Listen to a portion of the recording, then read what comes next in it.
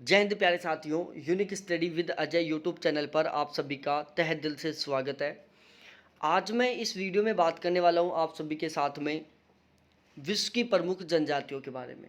देखो, आप चाहे किसी भी एग्ज़ाम की तैयारी क्यों ना कर रहे हो, चाहे आप असिस्टेंट प्रोफेसर के लिए पढ़ रहे हो या टॉपिक, चाहे आप स्कूल लेक्चर के लिए तैयारी कर रहे हो, चाहे आप पीजीटी टीजीटी के लिए तैयारी कर रहे हो, या फिर आप नेट जेआरएफ या सेट के एग्ज़ाम के लिए तैयारी कर रहे हो, आप किसी भी एग्ज़ाम का टारगेट लेकर यदि आप ये वीडियो देख रहे हो तो एक बात गांठ बांध कर सुन लो प्यारे लाडलो। यहाँ से इस टॉपिक से एक क्वेश्चन बिल्कुल 100% आएगा। कितना परसेंट आएगा? बिल्कुल 100% यहाँ से एक क्वेश्चन आएगा। ठीक है, तो हम इसको बिल्कुल बहुत अच्छे से और बहुत ही शानदार तरीके से इसको कंप्लीट करने वाले हैं। तो आप बिल्कुल लास्ट तक वीडियो को देखना, स्किप मत करना। चैनल को सब्सक्राइब नहीं किया तो एक बार चैनल को सब्सक्राइब भी ज़रूर कर लेना। अब देखो, यहाँ पर हम पढ़ने वाले हैं विश्व की प्रमुख जनजातियाँ, जिसमें सबसे पहले हम पढ़ेंगे एस्किमो जनजाति। देखो, एस्किमो जनजाति को कच्चा माल खाने वाली जनजाति भी कहते हैं, क्योंकि एस्किमो का अर्थ क्या होता है? कच्चा माल खाना होता है। ठीक है, एस्किमो का अर्थ होता है कच्चा माल खाना, और एस्किमो को हम कहते हैं कच्चा माल खाने वाली जनजाति। अब ये कहाँ कहाँ पर रहती है? देखो, उससे पहले मैं आपको बताऊं, जो एस्किमो जनजाति है ना, इसके कुछ और भी भाग हैं, इसमें कुछ और भी जनजातियां हैं। तो आपको सबसे पहले पता होना चाहिए कि जो एस्किमो जनजाति है ना, वो ध्रुवीय क्षेत्रों में रहती है। वो उन इलाकों में रहना पसंद करती है जहाँ पर बर्फ़ जमी रहती है, जहाँ पर हमें स्थल भाग नहीं देखने को मिलता, जहाँ पर हमें मिट्टी नहीं देखने को मिलता। चारों तरफ केवल बर्फ़ ही बर्फ़ ढकी हुई रहती है। तो हम आपको बताएं, जो एस्किमो जनजाति है वो उत्तरी अमेरिका के अलास्का क्षेत्र में, ग्रीनलैंड में, कनाडा के उत्तरी भाग में, यूरेशिया में, उत्तरी पूर्वी साइबेरिया में और पश्चिमी साइबेरिया, दक्षिणी साइबेरिया, इन समस्त इलाकों में निवास करती है। लेकिन इसका जो अधिकांश भाग है वो उत्तरी अमेरिका के अलास्का, ग्रीनलैंड और कनाडा में निवास करता है। ठीक है, ये बात आपको समझ में आ गई होगी। अब देखो, इसमें कुछ और ऐसी जनजातियां हैं जो इन ध्रुवीय क्षेत्रों में रहती हैं, जो एस्किमो जनजाति से संबंधित हैं। ठीक है, और भी कई जनजातियां हैं जो एस्किमो जनजाति से संबंधित है और ध्रुवीय क्षेत्रों में निवास करती हैं। जैसे हम इन्यूट के बारे में बात करें और यूपीक के बारे में बात करें, ये दो जनजातियां हैं, एक का नाम है इन्यूट और दूसरे का नाम है यूपीक। यूपीक और इन्यूट दोनों की दोनों उत्तरी अमेरिका के अलास्का, कनाडा और ग्रीनलैंड में निवास करती हैं। इसके अलावा चुक्सी है जो यूरेशिया में रहती है, इबेकी है जो कि उत्तरी पूर्वी साइबेरिया में रहती है, इवांटी है जो कि पश्चिमी साइबेरिया में रहती है, तुंगस है, यूकागिर है और सेमोइड है जो कि दक्षिणी साइबेरिया में निवास करती है, और लैप्स है जो कि लैपलैंड, जिसको हम यूरोप के लैपलैंड में निवास करती है। किसमें? यूरोप के लैप्सलैंड में। तो ये आपको सारी चीज़ें पता होनी चाहिए। लैप्स कहाँ पर रहती है? लैपलैंड यूरोप में रहती है। ठीक है, तो ये बात आपको अच्छे से क्लियर हो गई होगी। चुक्सी यूरोशिया में रहती है, इवेंकी उत्तरी पूर्वी साइबेरिया में रहती है, इवांटी पश्चिमी साइबेरिया में रहती है, तुंगस यूकागिर और सेमोइड दक्षिणी साइबेरिया में रहता है, लैपलैंड यूरोप में रहती है, और इन्यूट यूपीक है जो उत्तरी अमेरिका के अलास्का, कनाडा और ग्रीनलैंड में निवास करती है। अब देखो, हम बात करते हैं सबसे पहले एस्किमो जनजाति की विशेषताएं। तो देखो, आपको पता होना चाहिए, नहीं पता तो मैं आपको बता देता हूं एक बार। जो विशेषताएं एस्किमो जनजाति की हैं वो सारी की सारी विशेषताएं इन जनजातियों की भी हैं। कौन कौन सी की? सेमोइड की, यूकागिर की, तुंगुस की, इवांटी की, इबेकी की।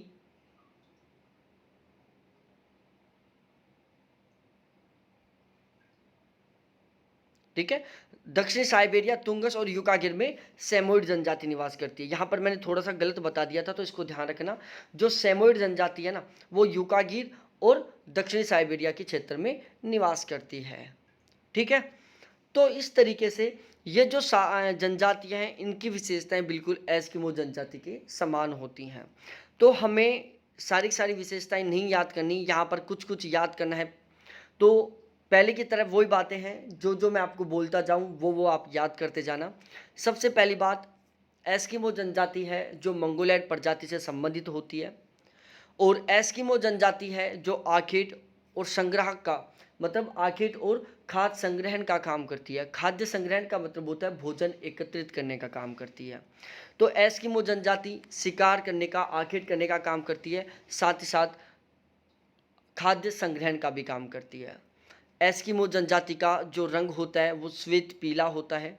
इनकी जो नाक होती है वो चपटी होती है, आंखें इनकी छोटी होती हैं, शारीरिक कद इनका 5 फीट के आसपास होता है। तो आप इनको मत याद करो, इन तीनों को चाहे, लेकिन ये दोनों विशेषताएं आपको बहुत अच्छे से पता होनी चाहिए कि एस्किमो आर्किड एवं खाद्य संग्रहण का काम करती है, जो कि मंगोलॉयड प्रजाति से संबंधित है। अब हम बात करते हैं एस्किमो जनजाति से संबंधित कुछ शिकार हैं, शिकारी उपकरण हैं जिनका उपयोग एस्किमो जनजाति शिकार करते समय करती है। तो इस वीडियो में मैं यहाँ पर इस टॉपिक में मैं बात करने वाला हूँ एस्किमो जनजाति के उपकरणों के बारे में, जिनका एस्किमो जनजाति के लोग उपयोग करते हैं। जैसे हम कयाक की बात करें, कयाक क्या है? एक नाव है जो पुरुषों के द्वारा उपयोग में ली जाती है। उमियाक, उमियाक भी एक नाव है जो स्त्रियों के द्वारा उपयोग में ली जाती है। एस्किमो जनजाति की जो महिलाएं हैं वो उमियाक नाव का उपयोग करती हैं, जबकि एस्किमो जनजाति की जो पुरुष हैं वो कयाक नाव का उपयोग करते हैं। एस्किमो जनजाति के लोग शिकार करने के लिए एक भाले का उपयोग करते हैं जिसको हार्पून कहते हैं। भाई शिकार के लिए एक भाले का यूज करते हैं, ये उस भाले को हार्पून कहते हैं। और एक ये गाड़ी का भी उपयोग करते हैं। भाई शिकार किया इन्होंने, शिकार को ट्रांसपोर्ट करना है, इनको एक स्थान से दूसरे स्थान पर लेके जाना है, तो उसके लिए ये एक गाड़ी का यूज करते हैं, और उस गाड़ी का नाम है स्लेज गाड़ी, जिसको रेंडियर नामक कुत्तों के द्वारा खींचा जाता है। किसके द्वारा? रेंडियर नामक कुत्तों के द्वारा खींचा जाता है। तो ये 4 उपकरण आपको पता होने चाहिए। अब क्वेश्चन कहाँ किस तरीके से बनता है? पहला तो कि ये उपकरण किस किस काम में आते हैं। दूसरा, ये उपकरण किस जनजाति के प्रमुख उपकरण हैं। तो इस तरीके से कई टाइप के यहाँ से क्वेश्चन बन सकते हैं। अब हम बात करें एस्किमो जनजाति के मकानों की, तो देखो एस्किमो जनजाति के मकान 2 तरीके के होते हैं। एक वो मकान होते हैं जो गर्मियों में या ग्रीष्म ऋतु में काम आते हैं, और एक वो मकान होते हैं जो शीत ऋतु में काम आते हैं। जो एस्किमो जनजाति होती है उनके जो शीत ऋतु के मकान होते हैं उनको इग्लू कहा जाता है। क्या कहा जाता है? इग्लू कहा जाता है। और ये बर्फ़ के टुकड़ों से बने हुए होते हैं। जैसे हम मकान बनाते हैं तो हम मकान बनाते समय क्या करते हैं? ईंटों का उपयोग करते हैं। और ईंट क्या होती है? मिट्टी के टुकड़े होते हैं। मिट्टी को एक साइज में क्या किया जाता है? कन्वर्ट कर दिया जाता है, और या मिट्टी को एक विशेष आकार दे दिया जाता है, और उस आकार के आधार पर मकान बनाया जाता है। हम ऐसे बनाते हैं ना, पत्थर को भी एक फिक्स साइज में तोड़ के बनाते हैं। ऐसा थोड़ी ना कि चलो गोल गोल पत्थरों से आपने कोई मकान बना दिया, और नहीं, ठीक है। तो इसी तरीके से ये लोग क्या करते हैं? बर्फ़ को भी एक साइज में काटते हैं और फिर उनसे मकान बनाते हैं। तो शीत ऋतु में इनके द्वारा जो मकान बनाया जाता है उसको इग्लू कहते हैं, जो बर्फ़ का बना हुआ मकान होता है और एक गुंबद के आकार का होता है। गुंबद के आकार का मतलब इस तरीके का इनका ये मकान होता है। ठीक है, बिल्कुल ठीक इस तरीके का इनका मकान होता है। यहाँ पर इनका ये एंट्री गेट होता है जिससे ये अंदर घुसते हैं। ध्यान रहे, ये जो इग्लू मकान है इसके अंदर ये किसका? चमड़े का उपयोग करते हैं। और वो चमड़ा क्या काम करता है? चमड़ा है जो एक ताप वर्धक का काम करता है, जो अंदर की जो हीट है, गर्मी है, उसको बाहर की ओर नहीं जाने देता। और शीत ऋतु में ये जो मकान का यूज करते हैं उसको हम ट्यूपिक कहते हैं। क्या कहते हैं? ट्यूपिक कहते हैं। तो आपको 2 बातें ध्यान रखनी। एस्किमो जनजाति के शीतकालीन मकानों को इग्लू कहते हैं, जो बर्फ़ के गुंबदाकार के मकान होते हैं, और इनके ग्रीष्म ऋतु के मकान को हम ट्यूपिक कहते हैं, जो कि चमड़े से बना हुआ एक तंबू होता है।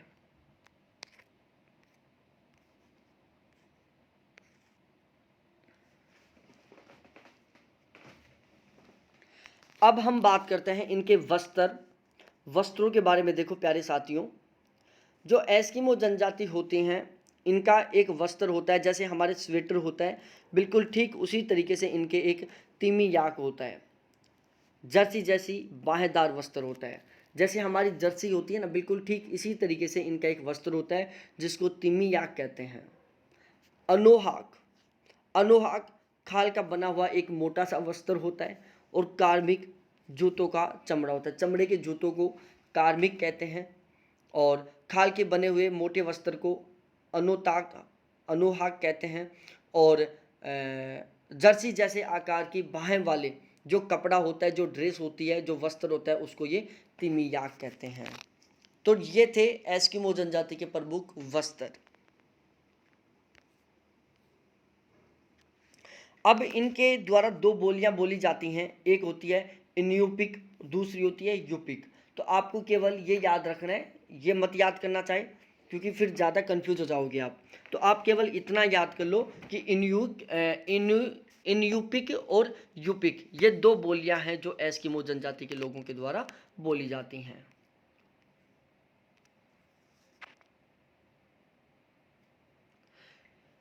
शीतकालीन आखेट, सील मछली का शिकार हार्पून के द्वारा किया जाता है। देखो, जो एस्किमो जनजाति के लोग होते हैं वो सील मछली का भोजन करते हैं, क्योंकि ठंडे प्रदेश में स्पेशली सील मछली ही पाई जाती है। तो ये सामान्यतः अपने भोजन के रूप में सील मछली को खाते हैं और सील मछली का ये आखेट करते हैं। तो सील मछली का जो आखेट करने का, जो शिकार करने का तरीका है, वो अलग अलग पद्धतियां हैं। जैसे पहली है माउपोक, माउपोक पद्धति है एक, तो जिससे कि ये सील मछली का क्या करते हैं, शिकार करते हैं। तो इस पद्धति में क्या करते हैं, इस पद्धति में क्या करते हैं, ये छुप के बैठ जाते हैं। जैसे किसी जगह पर हम छुप के नहीं बैठ जाते और फिर जैसे ही आता है हम तुरंत अटैक कर देते हैं। आपने भी किया होगा, लुकम छुपी आपने गेम खेला होगा बचपन में, लुक कर या छिप कर खेलना, लुकम छुपी बोलते थे हमारे साइड उस गेम को। तो उसमें क्या होता है कि हम छुप जाते हैं, डैम दिखे आता है, जैसे वो हमारे पास में आता है तो हम पूरी तैयारी में रहते हैं उसके ऊपर थप्पा बोलने की। ठीक है, जैसे शिकार युद्ध होते हैं तो उसमें भी क्या होते हैं, आतंकवादियों के ऊपर छुपकर हमला किया जाता है, या आतंकवादी छुपकर हमला करते हैं। तो माऊ पोक में भी क्या होता है, इसमें जो शिकारी होते हैं, एस्किमो जनजाति के जो लोग होते हैं, वो छुपकर बैठ जाते हैं और जैसे सील मछली दिखती है तुरंत वो हार्पून से उसके ऊपर अटैक कर देते हैं। इतुरपोक, दो व्यक्तियों की शिकार पद्धति। इतुरपोक में क्या होते हैं, दो व्यक्ति होते हैं और वो क्या करते हैं, सील मछली को चारों तरफ से, दोनों तरफ से घेरने का काम करते हैं। आपने कभी देखा होगा, देखो मैंने लाइफ में एक बार देखा था तितर पकड़ने का काम। जो लोग तितर खाते हैं ना, स्पेशली मैं किसी एक कास्ट की बात नहीं कर रहा, लेकिन हमारे गाँव की बता रहा हूँ। हमारे गाँव में जो वाल्मीकि हैं वो तितर पकड़ने का काम करते हैं, उसको खाने का काम करते हैं। तो मैंने उनको देखा था, वो क्या करते हैं, जैसे यहाँ पर तितर है, यहाँ पर वो अपना कुछ जाल बिछाते हैं, यहाँ पर एक आदमी खड़ा होता है और ये जाल छोटा होता है, बिल्कुल ऐसा नहीं होता बहुत बड़ा, छोटा सा जाल होता है नाम मात्र जैसा, या विदाउट जाल भी हो जाता है काम। और यहाँ पर एक आदमी बैठ जाता है, यहाँ पर एक आदमी बैठ जाता है। ये आदमी है जो इस तितर को भगा भगा कर इस सेंटर में ले आता है। ठीक है, ये आदमी भगता रहता है और भग भग के इस तितर को यहाँ पर ले आता है और फिर यहाँ पर बैठा हुआ आदमी इसको तुरंत पकड़ लेता है। ठीक है, तो जो इतुरपोक विधि होती है, इसमें शिकार दो व्यक्ति मिलकर करते हैं और दोनों व्यक्ति मिलकर चालाकी खेलते हैं और चालाकी के साथ क्या करते हैं, सील मछली को का शिकार करते हैं, सील मछली के ऊपर अटैक करते हैं। एक होती है उतक, बसंतकालीन जो आखेट होता है, एस्किमो जनजाति के द्वारा बसंत काल के अंदर जो आखेट किया जाता है, जो शिकार किया जाता है, उसको उतक कहते हैं। यहाँ पर आपको ज़्यादा याद नहीं करना, केवल ये बातें सबसे स्पेशली ध्यान रखना है। एस्किमो जनजाति में पितृसत्तात्मक व्यवस्था पाई जाती है। कैसी? पितृसत्तात्मक व्यवस्था पाई जाती है और ये सारी चीज़ें हमें याद करने की ज़्यादा ज़रूरत नहीं है। बाकी आप चाहो तो इनको पढ़ सकते हो कि यहाँ पर बहुपत्नी की प्रथा पाई जाती है, एक आदमी बहुत सारी वाइफ रख सकता है। मौन व्यापार, साइलेंट व्यापार करते हैं ये लोग, अपना जो भी शिकार होता है उसको चुप कर रख के आ जाते हैं। और जो मानव दूसरे लोग होते हैं वहाँ पर दूसरी चीज़ें जो इन लोगों की ज़रूरत की होती हैं वो रख जाते हैं और उन जो भी शिकार है, जो भी मांस है, उसको लेके चले जाते हैं। और इनकी जो देवी है, समुद्र की देवी, उसका नाम है सेदना। तो ये हमें ज़्यादा याद करने की ज़रूरत नहीं है, लेकिन ये वाली बहुत ज़्यादा ज़रूरत है याद करने की। तो ये था एस्किमो जनजाति के बारे में। समझ में आ गई एस्किमो जनजाति। अब हम पढ़ते हैं पिग्मी जनजाति के बारे में। देखो, पहली बात तो ध्यान रहे आपको, मैं पहले भी बता चुका था आपको कि पिग्मी जनजाति निग्रोइड प्रजाति से संबंधित है, कोकेसाइड से या मंगोलाइड से है। तो प्यारे साथियों, जो पिग्मी जनजाति है वो किससे संबंधित है? निग्रो प्रजाति से संबंधित है। और पिग्मी है जो निग्रो प्रजाति से संबंधित है। अब यहाँ पर हम बात करेंगे, मोटे मोटे तौर पर बताऊँ मैं आपको, जो पिग्मी जनजाति है ना, वो अफ्रीका के कांगो बेसिन में निवास करती है, मतलब उष्णकटिबंधीय आर्द्र जलवायु वाले क्षेत्र में निवास करती है। पिग्मी जनजाति अफ्रीका के कांगो बेसिन में उष्णकटिबंधीय आर्द्र जलवायु वाले क्षेत्र में निवास करती है। और पिग्मी जनजाति से संबंधित और भी उपजातियां हैं, ध्यान रखना उपजातियां। जैसे मैंने अब भी आपको एस्किमो जनजाति की उपजातियां पढ़ाई थी, बिल्कुल ठीक इसी तरीके से पिग्मी जनजाति की भी बहुत सारी उपजातियां होती हैं। जैसे मतुम्बी है जो अफ्रीका के पूर्वी भाग में रहती है, बतवा है जो पश्चिमी कांगो बेसिन में रहती है, तुपसी है जो कांगो बेसिन के निकटवर्ती क्षेत्र में रहती है, हुंटू है जो कांगो बेसिन के सीमावर्ती प्रदेश में रहती है, तवा है जो विषुवत रेखा के आसपास के कांगो क्षेत्र में निवास करती है, बांटू है जो बोत्सवाना में रहती है, और पिग्मी है जो कि अफ्रीका के कांगो क्षेत्र में रहती है। ठीक है, तो पिग्मी जनजाति अफ्रीका के कांगो क्षेत्र में रहती है। पिग्मी जनजाति की और भी उपजातियां हैं, जैसे मतुम्बी अफ्रीका के पूर्वी भाग में, बतवा पश्चिमी कांगो बेसिन में, तुपसी कांगो बेसिन के समीपवर्ती क्षेत्र में, हुंटू कांगो बेसिन के सीमावर्ती क्षेत्र में, तवा विषुवत रेखा के आसपास कांगो के दक्षिण भाग में, पिग्मी अफ्रीका के कांगो बेसिन के मूल निवासी हैं ये, और बांटू बोत्सवाना में। ठीक है, ये सारी चीज़ें आपको ऑलरेडी पता होनी चाहिए। पिग्मी जनजाति के लोगों की जो हाइट होती है बहुत कम होती है, इसलिए इनको हम नाटे कद के लोग भी कहते हैं।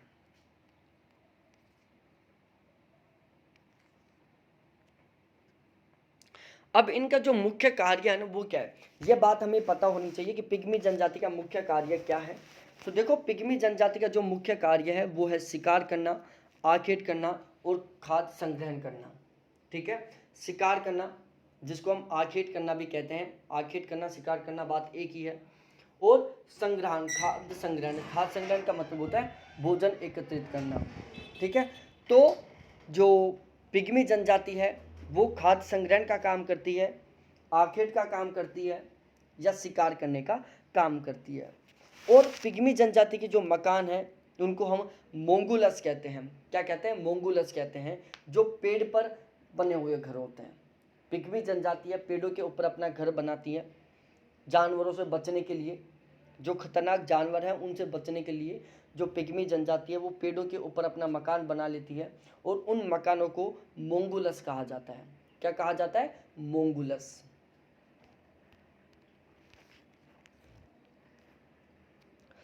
अब हम पढ़ेंगे यहाँ पर बुशमैन जनजाति के बारे में। किसके बारे में? बुशमैन जनजाति के बारे में। देखो, बुशमैन के बारे में पढ़ लो या शान के बारे में पढ़ लो, बात एक ही है। बुशमैन और शान दोनों एक ही हैं। तो बुशमैन के बारे में पढ़ लो चाहे शान के बारे में पढ़ लो, बात एक ही है। बुशमैन जनजाति है जो अफ्रीका के कालाहारी मरुस्थल में निवास करने वाली एक जनजाति है। और अफ्रीका में कौन सी प्रजाति निवास करती है? निग्रोइड प्रजाति निवास करती है। तो जो बुशमैन जनजाति है वो किसका भाग हुई? निग्रोइड प्रजाति का या निग्रो प्रजाति का एक उपभाग है। ठीक है, और आपको पता होगा कि अफ्रीका में जो जनजातियां रहती हैं, जो प्रजातियां रहती हैं, उनकी क्या विशेषताएं हैं। बिल्कुल सारी विशेषताएं यहाँ पर अप्लाई होंगी। तो ये जो बुशमैन प्रजाति है वो अफ्रीका के कालाहारी मरुस्थल में निवास करती है, स्पेशली बोत्सवाना में निवास करती है। कहाँ पर? बोत्सवाना में। कालाहारी मरुस्थल कौन कौन से देशों में फैला हुआ है ये आपको याद करना है। जिन जिन देशों में कालाहारी मरुस्थल फैला हुआ है उन उन देशों में बुशमैन जनजाति निवास करती है, क्योंकि ऐसे कई बार क्वेश्चन पूछ चुका है। हम केवल इतना याद कर लेते हैं कि बुशमैन जनजाति कालाहारी मरुस्थलीय क्षेत्रों में निवास करती है। हम ये याद नहीं करते कि कालाहारी मरुस्थल कौन कौन से देशों में फैला हुआ है। हमें पता होता है कि कालाहारी मरुस्थल साउथ अफ्रीका में है, लेकिन हमें याद नहीं रहता कि कालाहारी मरुस्थल कौन कौन से देशों में फैला हुआ है। अब एग्जामिनर क्या करता है, थोड़ा सा गेम खेलता है हमारे साथ। वो क्या करता है, कालाहारी मरुस्थल के जगह पर देशों के नाम देता है। हमने देशों के नाम पढ़ा ही नहीं, तो क्या होगा, क्वेश्चन हमारा गलत हो जाएगा।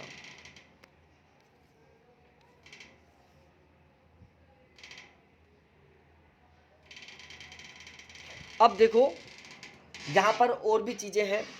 बुशमैन जनजाति एक आखेट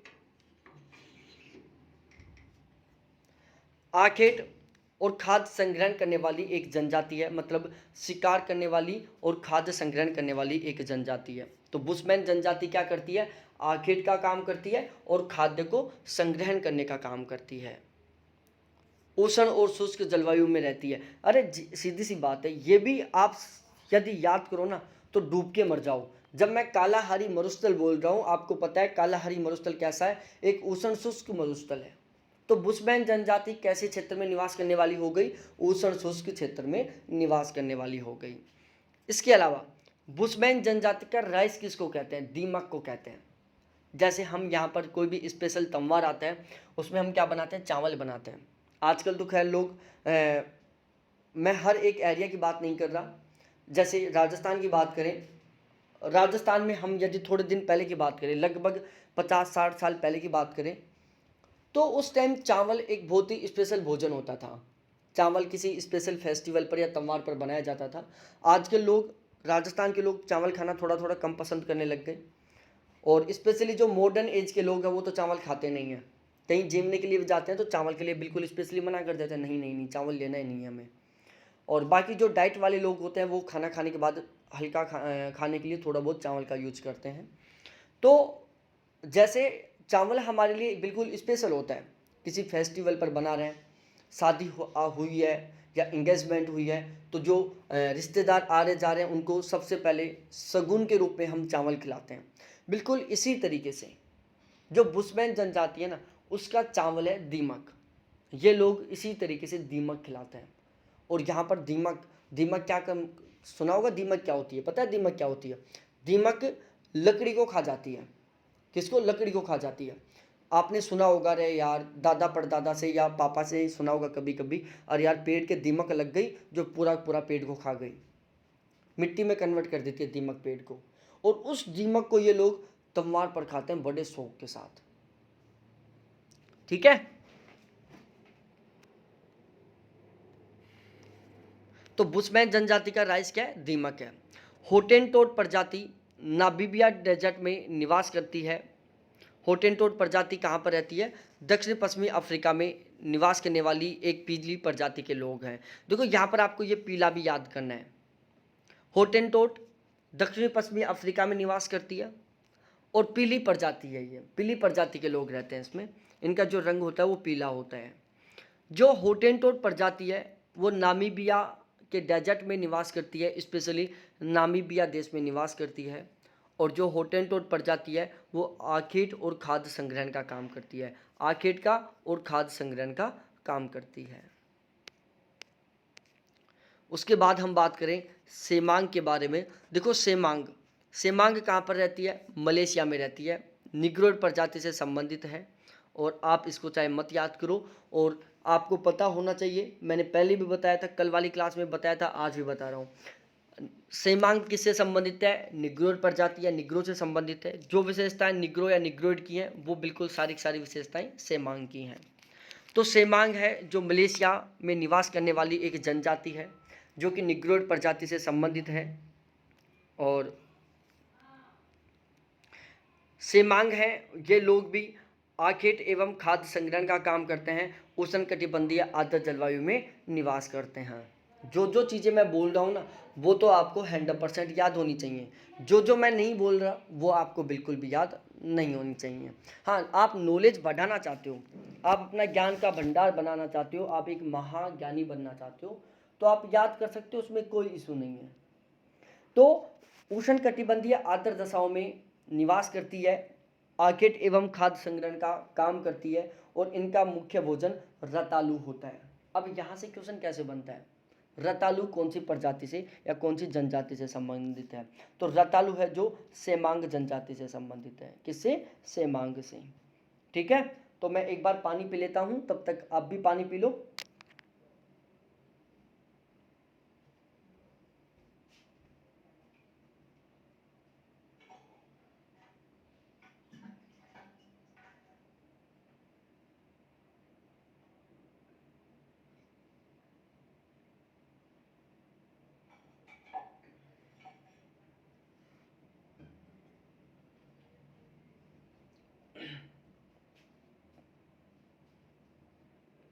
एक कहावत सुनी होगी ना आपने, जल है तो जीवन है, जल है तो कल है, जल नहीं तो कुछ नहीं। सुना है ना? जल है तो जीवन है, जल है तो कल है, जल नहीं तो कुछ नहीं। और सच्ची बात है ये, जल तो जल ही है भाई साहब। अब हम बात करते हैं सकाई जनजाति के बारे में। सकाई के बारे में बिल्कुल वही हम जीरो लेवल से बात करने वाले हैं। पहली बात, सकाई मलेशिया में निवास करने वाली जनजाति है। कहाँ पर निवास करती है? मलेशिया में निवास करती है। सकाई जनजाति के लोग मलेशिया में निवास करते हैं। ऑस्ट्रेलाइड प्रजाति से संबंधित है ये। सकाई जनजाति मलेशिया के निवासी हैं और ऑस्ट्रेलाइड प्रजाति से संबंधित हैं। मलेशिया के मैदानी क्षेत्र में ये निवास करते हैं। ठीक है, और ये मौन व्यापार करते हैं। ध्यान रखना, ये जो जनजाति है ना, कौन सी? सकाई जनजाति जो मलेशिया में निवास करती है, ये मलेशिया के मैदानी भागों में निवास करती है। और मैदानी भागों में निवास करने की वजह से ये क्या काम करते हैं? कृषि का काम करते हैं। तो जो सकाई जनजाति है मलेशिया में निवास करती है और यहाँ पर ये एक कृषक के रूप में काम करती है। फिर हम पढ़ते हैं मसाई के बारे में। मसाई भूमध्य सागरीय क्षेत्र में निवास करती है। ठीक है, जो मसाई है ना, वो पूर्वी अफ्रीका में निवास करती है। कहाँ पर? पूर्वी अफ्रीका में। मसाई जनजाति पूर्वी अफ्रीका में निवास करती है। आपको यहाँ पर केन्या, तंजानिया और इथोपिया, इन तीनों देशों के बारे में भी निवास करना है, याद करना है। मसाई जनजाति है जो पूर्वी अफ्रीका में निवास करती है, केन्या, तंजानिया और इथोपिया में निवास करती है। मसाई जनजाति का जो मकान है उसको हम क्राल कहते हैं। क्या कहते हैं? क्राल। मसाई जनजाति के मकान को, आवास को या घर को क्राल कहा जाता है। मसाई जनजाति पूर्वी अफ्रीका, केन्या, तंजानिया, इथोपिया में निवास करती है। मसाई जनजाति है जो भूमध्य सागरीय व निग्रोर प्रजाति का क्या है? मिश्रण है। पूर्वी अफ्रीका की पशुपालक जनजाति है और स्वाहिली इसकी भाषा है। ठीक है, तो पहली बात, मसाई जनजाति एक पशुपालक जनजाति है जो पूर्वी अफ्रीका में केन्या, तंजानिया और इथोपिया में निवास करती है। और जो मसाई जनजाति है इसकी भाषा है स्वाहिली। तो स्वाहिली भाषा किससे संबंधित है? मसाई जनजाति से संबंधित है। अब हम पढ़ते हैं बद्दू, जिसको बादलीन बोलते हैं। बद्दू बोल दो चाहे बादलीन बोल दो, बात एक ही है। बद्दू जनजाति है जो अरब के बद्दू मरुस्थल में निवास करती है। कहाँ पर? अरब के मरुस्थल में। और अरब का मरुस्थल कहाँ है? दक्षिणी पश्चिमी एशिया में है। बद्दू जनजाति जिसको हम बादालीन कहते हैं, ये अरब के मरुस्थल में निवास करती है। अरब का मरुस्थल है जो दक्षिणी पश्चिमी एशिया में है। बद्दू जनजाति का जो आवास होता है उसको हम खेमाह कहते हैं। क्या कहते हैं? खेमाह है। बद्दू जनजाति है जो भूमध्य सागरीय और ऑर्मेनाइड, इन दोनों प्रजातियों का क्या है? मिश्रित रूप है। किनका? भूमध्य सागरीय और ऑर्मेनाइड प्रजाति का मिश्रित रूप है। बद्दू जनजाति एक घुमक्कड़ और खाना बदोश जनजाति है। घुमक्कड़ है, घूम घूम के खाने का काम करती है।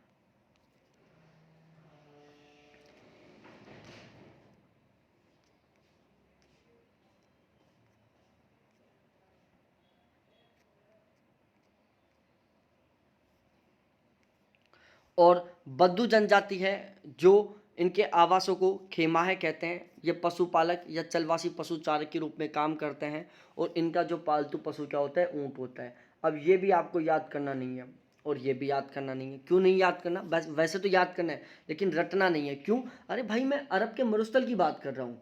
अरब के मरुस्थल में खेती भी नहीं हो सकती, वहाँ पर शिकार भी नहीं कर सकते, वहाँ पर क्या कर सकते हैं? केवल पशुओं को चरा सकते हैं। तो जो बद्दू जनजाति है अरब के मरुस्थल में निवास करती है, वो क्या करती है? चलवासी पशु चारक के रूप में काम करती है। और इनका मुख्य पशु क्या होता है? ऊंट होता है। ये ऊंट पालने का काम करते हैं। किर्गिज, किर्गिज क्या है?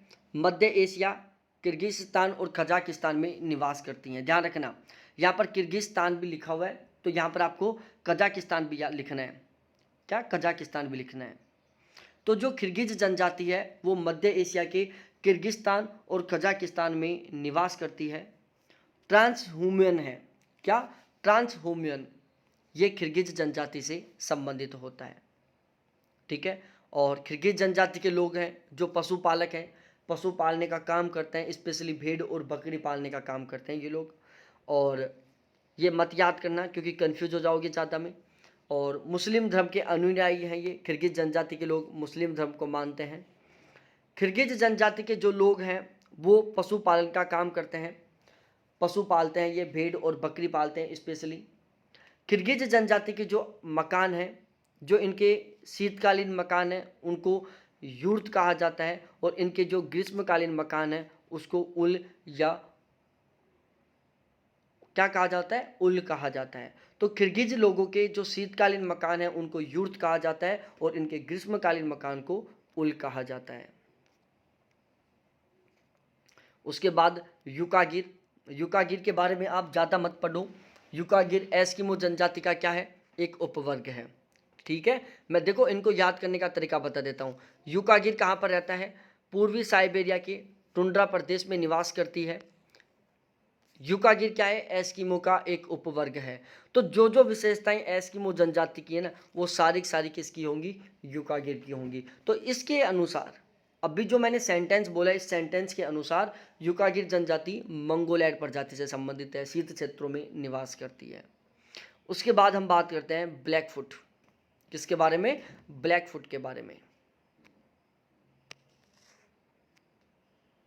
ब्लैकफुट है जो रेड इंडियन प्रजाति के लोग हैं। अब बताओ आप, मैंने कल वाली क्लास में पढ़ाया था रेड इंडियन प्रजाति कौन सी प्रजाति को कहा जाता है? भाई रेड इंडियन किनको कहा जाता है बताओ? कल वाली क्लास में मैंने पढ़ाया था ये बात। और जो ब्लैकफुट प्रजाति है वो मंगोलैड प्रजाति से संबंधित है। रेड इंडियन अमेरिकन लोगों को कहा जाता है, अमेरिका में निवास करने वाली प्रजाति को रेड इंडियन कहा जाता है। और रेड इंडियन या ब्लैकफुट प्रजाति के जो लोग हैं वो आखेट एवं खाद्य संग्रहण का काम करते हैं। पाइयूथ, पाइयूथ रेड इंडियन प्रजाति से संबंधित है, अमेरिका के ग्रेट बेसिन में निवास करते हैं। और बिकी अप इनके शीतकालीन आवास को कहा जाता है। पाइयूथ रेड इंडियन प्रजाति से संबंधित हैं, अमेरिका के ग्रेट बेसिन में निवास करते हैं। विकी अप इनके शीतकालीन आवास को कहा जाता है। उसके बाद आता है माओरी। माओरी जो प्रजाति है वो ऑस्ट्रेलिया में निवास करती है। माओरी कहाँ निवास करती है? ऑस्ट्रेलिया महाद्वीप में निवास करती है। ऑस्ट्रेलिया महाद्वीप में निवास करती है तो ऑस्ट्रेलिया महाद्वीप में कौन सी प्रजाति निवास करती है? ऑस्ट्रेलाइड प्रजाति निवास करती है। तो माओरी ऑस्ट्रेलिया में निवास करती है, माओरी ऑस्ट्रेलाइड प्रजाति से संबंधित है। साथ ही साथ ध्यान रखना माओरी है जो न्यूजीलैंड में भी निवास करती है। ठीक है, तो माओरी जो जनजाति है वो ऑस्ट्रेलिया और न्यूजीलैंड में निवास करती है, ऑस्ट्रेलाइड प्रजाति से संबंधित है। और ये अर्ध घुमक्कड़ आखेट संग्रहक जनजाति है। ये आधे तो घुमक्कड़ हैं, आधे आखेट का काम करते हैं और आधे खाद्य संग्रहण का काम करते हैं। ठीक है, तो जो ये जनजाति है वो अर्ध घुमक्कड़ आखेट एवं संग्राहक के रूप में काम करती है। बोरो मंगोलैड प्रजाति से संबंधित है। बोरो किससे संबंधित है? मंगोलैड प्रजाति से संबंधित है। रेड इंडियन प्रजाति से संबंधित है। पेरू, बोलिविया और अमेजन बेसिन में निवास करते हैं। ठीक है, तो बांटू है जो अमेजन बेसिन में निवास करने वाली एक प्रजाति है और ये स्पेशली खेती का काम करती है। किसका? खेती का काम करती है।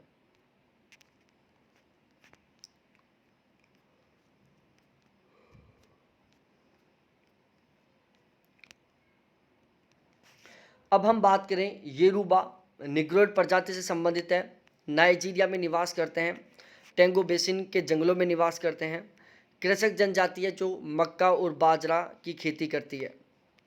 जूलू निग्रोइड प्रजाति से संबंधित है, दक्षिणी अफ्रीका के नटाल क्षेत्र में निवास करती है।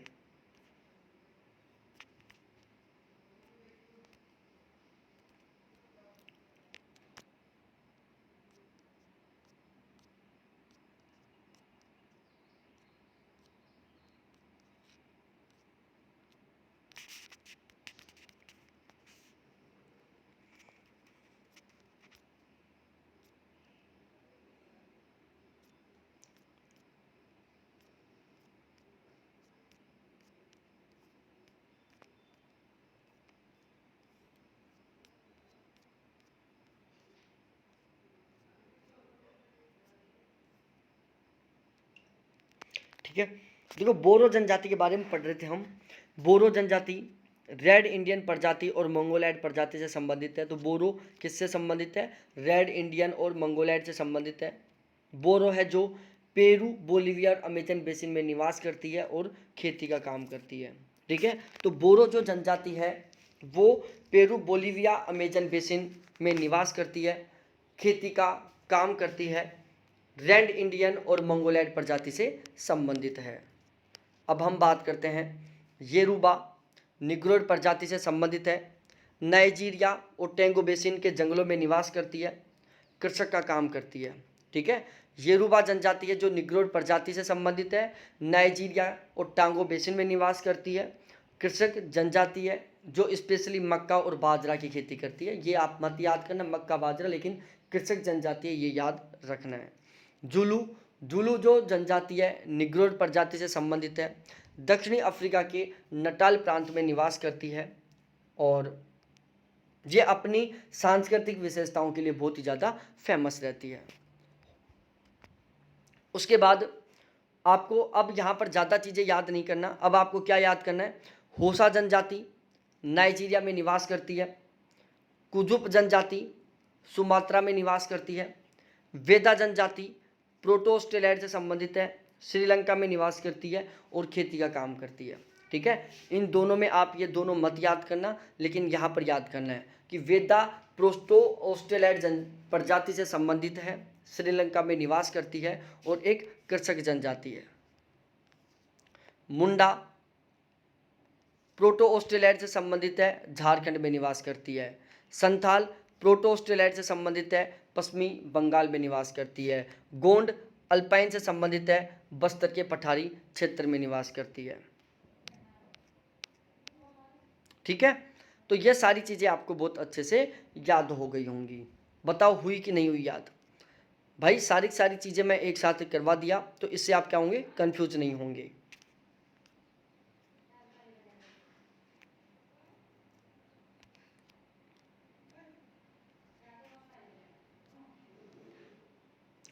अब एक बार हम बोली, भाषा, धर्म, प्रथा, राष्ट्रीयता इन सब के बारे में पढ़ लेते हैं। बोली, भाषा, धर्म और प्रथा, रीति रिवाज, इनके बारे में पढ़ लेते हैं।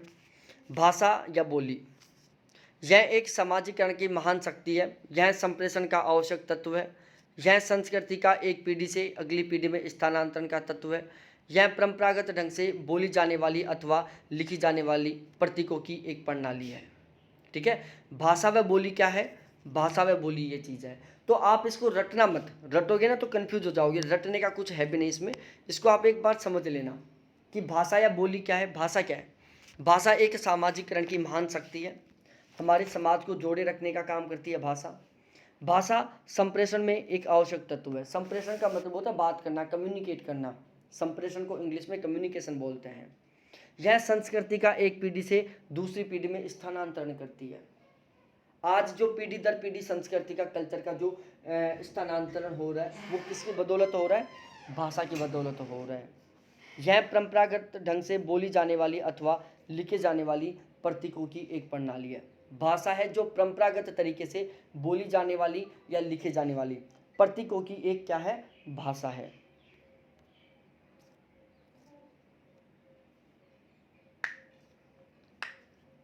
अब देखो यहाँ पर आपको ध्यान रखना है, भाषा का अध्ययन भूगोल में प्रादेशिक व पारिस्थितिकी के पक्ष के रूप में किया जाता है। जो भाषा का अध्ययन है ना, वो भूगोल में प्रादेशिक व पारिस्थितिकी के पक्ष के रूप में किया जाता है। एक ही देश में कई तरह की भाषा होती हैं तो उस देश को बहुभाषाई देश कहते हैं। जैसे भारत एक बहुभाषाई देश है। भारत में पंजाबी भाषा भी बोली जाती है और तमिल भी बोली जाती है, हिंदी भी बोली जाती है, इंग्लिश भी बोली जाती है। किसी देश में एक ही तरह की भाषा होती है तो उसे हम एक भाषी देश कहते हैं। एक भाषी देश वो है जहाँ पर केवल एक ही भाषा बोली जाती है, और बहुभाषी देश वो होते हैं जहाँ पर बहुत ही प्रकार की या अलग अलग प्रकार की भाषाएं बोली जाती हैं। ठीक है, हो गया यहाँ का डाउट क्लियर आपका?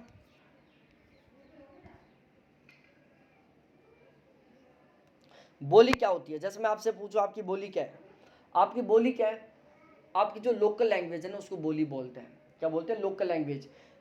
आप घर पर अपने मम्मी पापा से जिस भाषा में बात करते हो ना, जैसे मैं बात करता हूँ के कर रहा छो पापा जी, के हाल जी, के काम कर रहा छो, और कैसे चल रही काम। पापा पूछेगा और बेटा के हाल जी, के कर रहे हो, रोटी खा लियो, काम कैसे चाल रहे हो, पढ़ाई कैसे करवा रहे हो, बैच उच कैसे चाल रहे, रोज ना पूछिस पापा जी। पापा जी को बिल्कुल फिक्स रूल है। जब मैं पढ़े छो तब वे रोज ना बात करे था कि पढ़ाई कैसी चाल रही है, पढ़ाई मार थोड़ा ध्यान दे, अच्छी तरीके से पढ़। अब वे रेगुलर पूछी थी कि भाई तेरी पढ़ाई कैसी चला रहे थे, अच्छी तरीके से पढ़ा, मस्त तरीके से बैचा हमारा ध्यान रख, और एक सबसे महत्वपूर्ण क्वेश्चन सबसे लास्ट में, आज क्या जुड़ा, मतलब आज कितना लोग बैच ज्वाइन करा।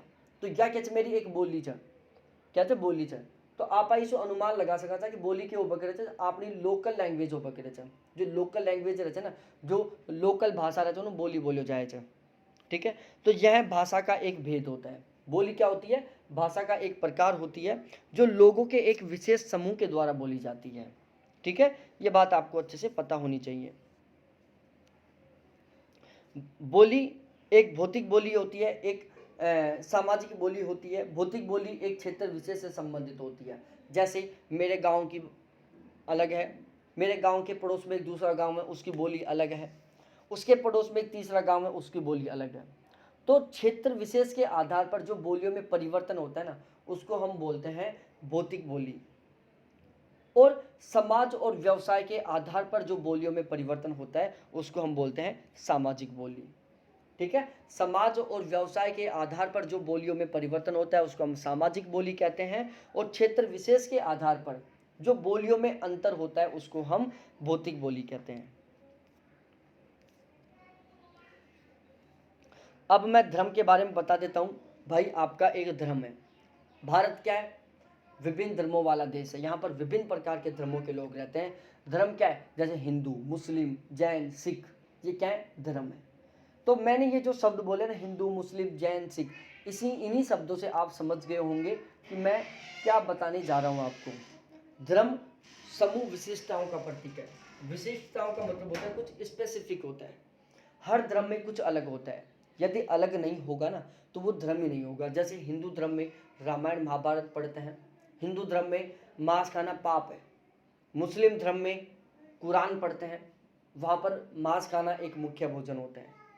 ठीक है, सांस्कृतिक सामूहिकता का आधार है। धर्म क्या है? सांस्कृतिक सामूहिकता का आधार है, और ये डेफिनेशन याद करने की जरूरत है नहीं। धर्म की विशेषता परंपरावाद है। धर्म बिल्कुल परंपराओं से चला रहे हैं। हम हिंदू धर्म से हैं, तो हमें कैसे पता चला कि हम हिंदू धर्म से हैं? क्योंकि हमारी परंपराओं में चला रहा था। हमारे परदादा, दादा, पापा, हमने क्या सीखा? हिंदू धर्म के बारे में सीखा। ठीक है, पवित्र अनुभूति होती है। हमारा अपने धर्म से एक अलग ही लिंक होता है। मैं एक छोटा सा एग्जाम्पल दे रहा हूँ, मैं किसी धर्म विशेष की बात नहीं कर रहा यहाँ पर। जैसे हिंदू धर्म वाले लोग होते हैं ना, वो मुस्लिम धर्म की बहुत सारी बुराइयां कर देते हैं, लेकिन मुस्लिम धर्म के लोग हैं जो हिंदू धर्म की बहुत सारी बुराइयां कर देते हैं। दोनों बात है, हिंदू धर्म के लोग मुस्लिम धर्म की बुराइयां कर रहे हैं, और मुस्लिम धर्म के लोग हैं जो हिंदू धर्म की बुराइयां कर रहे हैं। तो ये क्या है? पवित्र अनुभूति होती है। हमें अपने धर्म की बढ़ाई सुनकर एक क्या होता है, अंदर से एक बहुत ही खुशी सी निकल पैदा होती है। ऐसा होता है, देख यार मेरा कितना प्यारा धर्म है जिसकी हर कोई बढ़ाई कर रहा है। ठीक है, फिर वो चाहे आप झूठी बढ़ाई क्यों ना करो, खुद को ऐसा लगता है अरे यार मैं तो बहुत अच्छे धर्म में पैदा हुआ हूँ, देख मुस्लिम धर्म कितना खराब है, वो खराब है। मुस्लिम धर्म के लोग क्या कहते हैं? अरे यार हमारा धर्म तो हमारा ही है, हिंदू धर्म बहुत खराब है। ठीक है ना, तो ये क्या है? धर्म की बात है। ठीक है। प्रतीक, मिथिक प्रतीक का मतलब होता है हर का एक अलग सिंबल होता है। हिंदू धर्म का गाय को पवित्र मानते हैं, हिंदू धर्म में गाय को देवता मानते हैं।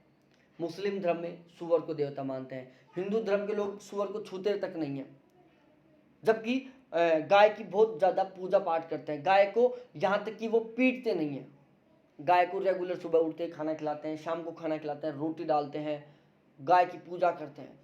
वही मुस्लिम धर्म के लोग गाय को खा जाते हैं, वो सुअर को बिल्कुल नहीं खाते हैं। सुअर को खाते होंगे लेकिन सुअर को देवता मानते हैं वो लोग। मोक्ष की प्राप्ति, हर धर्म अपने अनुसार एक अलग ही वे में मोक्ष की प्राप्ति को मानता है। हिंदू धर्म के लोग मानते हैं कि गाय की पूजा करोगे, पीपल की पूजा करोगे, वो करोगे तो आपको मोक्ष की प्राप्ति होगी।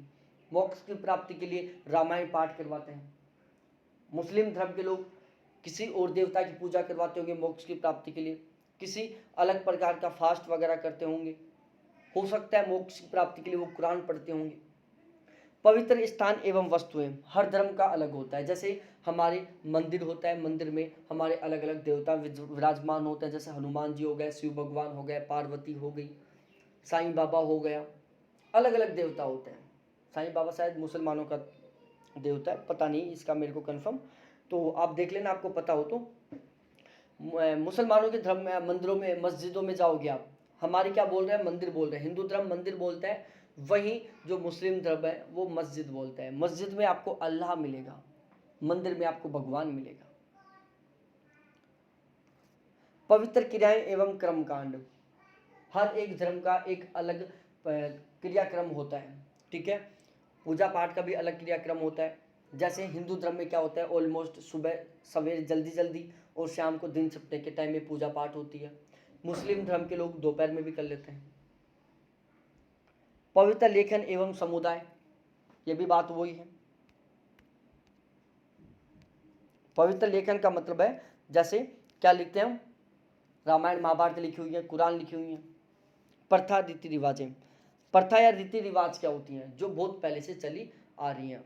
ये बहुधा बार बार दोहराई जाने वाली क्रियाएं होती हैं। जो प्रथा या रीति रिवाज क्या होती हैं, ये बार बार रिपीट की जाने वाली क्या होती हैं, क्रियाएं होती हैं। प्रथा क्या होती है, जो बहुत पहले से चली आ रही है। जैसे घूंघट प्रथा बहुत पहले से चली आ रही है, आज भी उसको हम रिपीट कर रहे हैं। धीरे धीरे कम होती जा रही है लेकिन रिपीटेशन में है। अब से पहले वो बहुत ज़्यादा रिपीटेशन में थी। आवश्यक क्रियाओं से संबंधित प्रथाएं, अवकाश से संबंधित प्रथाएं, छुट्टी से संबंधित प्रथाएं हो गई या फिर आवश्यक क्रियाकलापों से संबंधित प्रथाएं हो गई।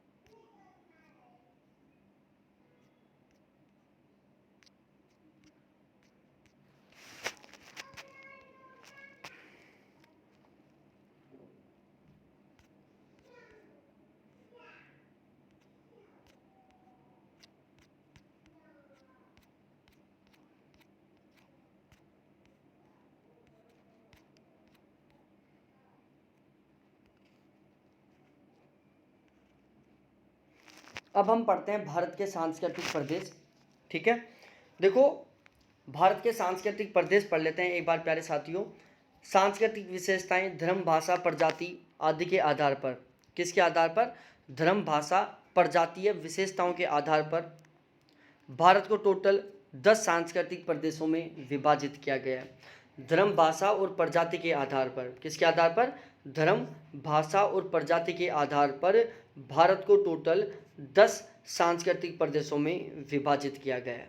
कितने में, 10 सांस्कृतिक प्रदेशों में।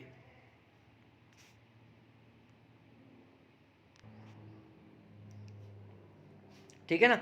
अब आप इसमें पूरा याद मत करना, अभी तक पेपर में नहीं आया, कंफ्यूज भी हो जाओगे आप केवल द्रविड़ प्रदेश याद कर लो, द्रविड़ प्रदेश में कौन कौन से आ जाते हैं, और चाहो तो आप ये भी याद कर लो चाहे, लेकिन मेरे अकॉर्डिंग ज़्यादा बेस्ट नहीं होगा, बाकी याद करने में ज़्यादा कन्फ्यूजन भी नहीं होगा। देखो मैं थोड़ा सा करा देता हूँ। डार्डिक मुस्लिम प्रदेश, डोडा लद्दाख कश्मीर और डोकलाम। इंडिक सिख चंडीगढ़ पंजाब, इंडिक बौद्ध लद्दाख धर्मशाला और सिक्किम। पहाड़ी इंडिक हिमाचल प्रदेश उत्तराखंड। मुख्य इंडिक हरियाणा राजस्थान उत्तर प्रदेश मध्य प्रदेश और बिहार हिंदू धर्म। पूर्वी इंडिक वेस्ट बंगाल उड़ीसा आसाम और छत्तीसगढ़। पूर्वी जनजातीय उत्तरी पूर्वी सांस्कृतिक परंपराओं के जनजातीय समूह।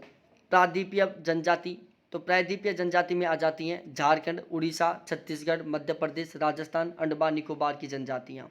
ठीक है, झारखंड उड़ीसा छत्तीसगढ़ मध्य प्रदेश राजस्थान और अंडमान निकोबार की जो जनजातियाँ हैं वो प्रायद्वीपीय जनजातियों में शामिल होती हैं। पश्चिमी इंडिक इसमें महाराष्ट्र गुजरात और गोवा की जनजातियाँ आ जाती हैं।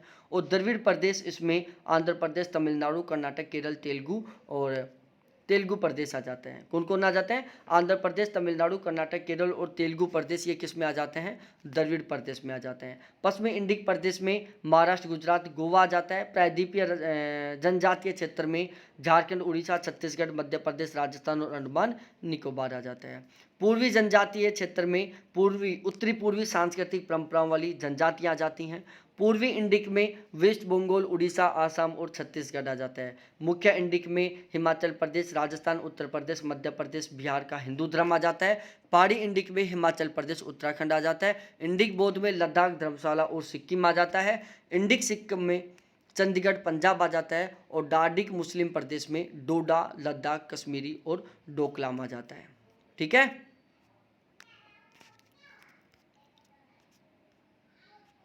तो इस तरीके से ये हमारी कुछ इम्पोर्टेंट चीज़ें थी जो कंप्लीट हो चुकी हैं।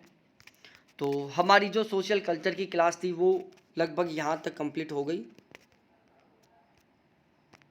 जनजातियों तक कंप्लीट हो चुकी है। अब कल वाली क्लास में हम पढ़ेंगे विश्व का भाषा परिवार।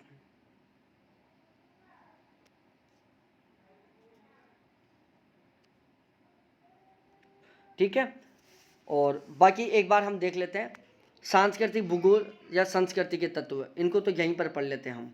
ठीक है, इनको भी पढ़ लेते हैं, कोई ज़्यादा बहुत बड़ा टॉपिक नहीं है, छोटा सा टॉपिक है।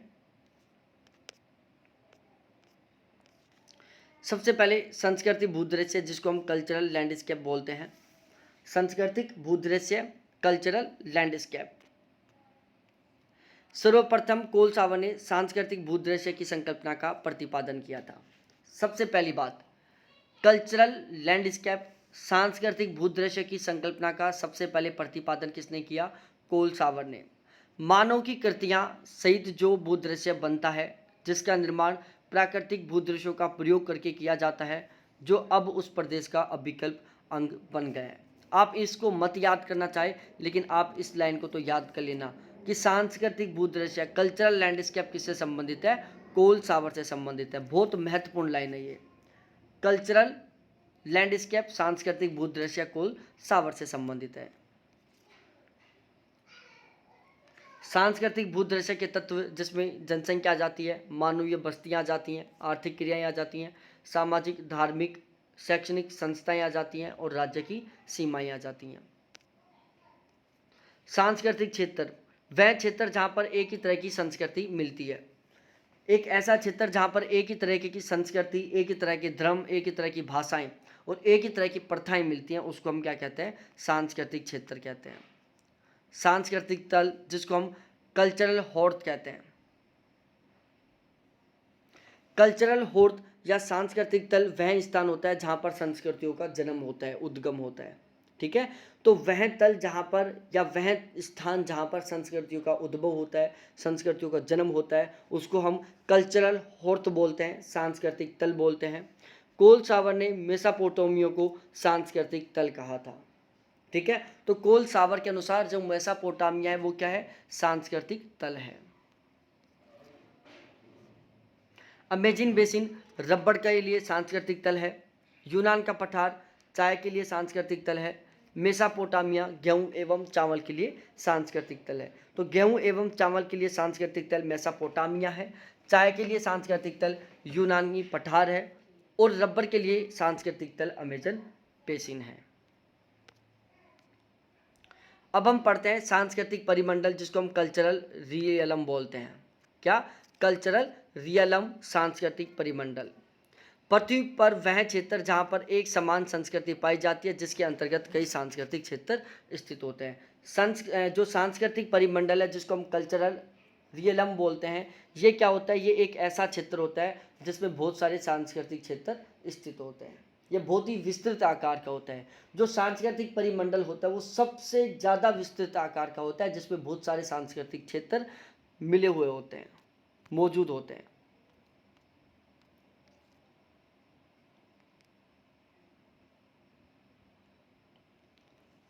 अब देखो, इनको आप याद करना चाहो तो कर लो, मेरे अकॉर्डिंग तो ये याद करने के लिए महत्वपूर्ण है नहीं, क्योंकि यहाँ से क्वेश्चन नहीं बनता है, और ये सारी चीज़ें आपकी याद भी नहीं कर पाओगे, क्योंकि ये आपस में क्या कर देंगे, आपको कंफ्यूज कर देंगे। तो इसको मत याद करना।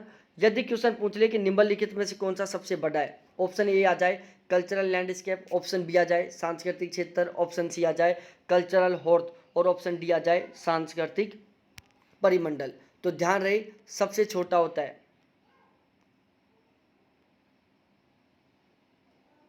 लैंडस्केप, दूसरा सांस्कृतिक क्षेत्र, तीसरा सबसे बड़ा होता है कल्चर हॉर्थ, और चौथा सबसे बड़ा होता है सांस्कृतिक परिमंडल। सांस्कृतिक परिमंडल सबसे बड़ा है, इससे छोटा सांस्कृतिक तल है, इससे छोटा सांस्कृतिक क्षेत्र है, सबसे छोटा सांस्कृतिक दृश्य भूमि है, जिसको लैंडस्केप, कल्चरल लैंडस्केप कहते हैं। ठीक है, तो अब हम यहाँ तक पढ़ लिए हैं। कल वाली क्लास में हम पढ़ेंगे विश्व के प्रमुख भाषा परिवार, और कल वाली क्लास में हमारे भाषा परिवार कंप्लीट हो जाएंगे। फिर मिलेंगे हम नेक्स्ट डे की नेक्स्ट क्लास में। बहुत बहुत धन्यवाद आपको देखने के लिए। थैंक्स, बाय मेरे प्यारे साथियों।